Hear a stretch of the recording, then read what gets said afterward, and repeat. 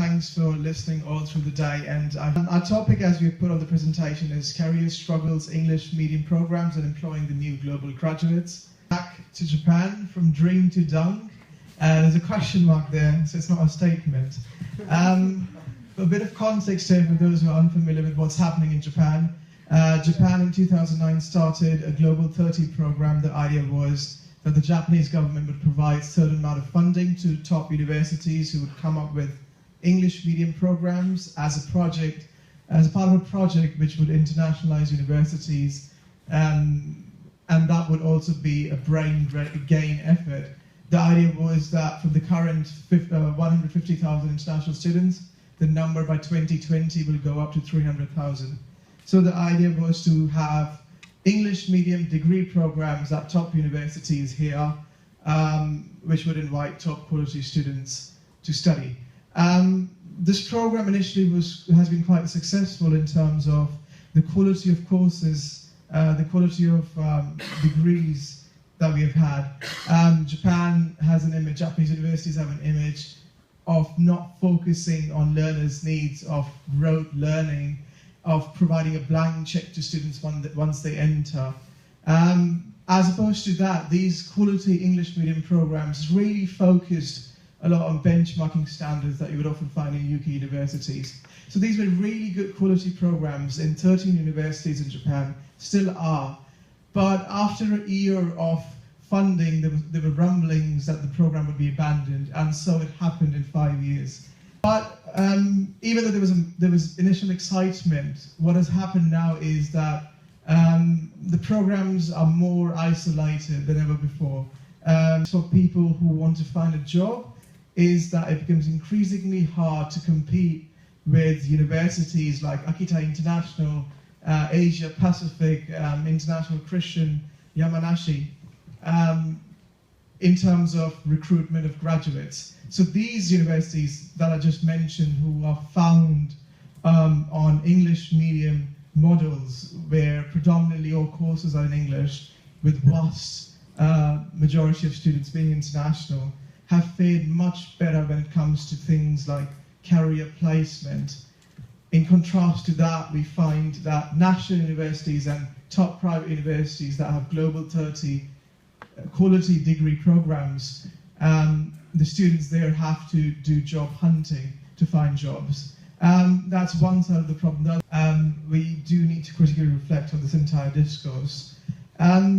With Global 30 programs in Japan, we've got to move from invisibility to visibility, meaning that we've got to recognize these programs as elite programs and measure quality in terms of the graduates we have, in terms of their learning outcomes. And we got to promote programs in a way that would not just be attractive to employers, but in a way that would help these students out of these programs to create an impact themselves.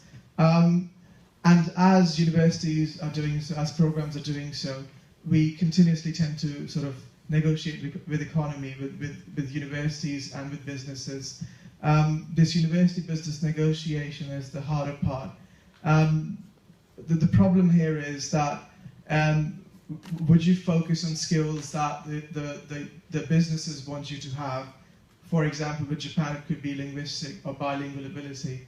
Or would you focus in research universities on skills that you should be having, like a high level of academic ability? Often what happens is that, and this is the case from G30 programs, is you can't have both. You can either have very good academic ability and very little linguistic ability, or high linguistic ability and mediocre academic ability. So we've got to think about what sort of English medium program we want to have in terms of the learning outcomes there. But just to go back to the basics, we have to think about why we have these English programs. Why are we internationalizing? There was a gentleman there who said he's been working for international projects for 60 years now.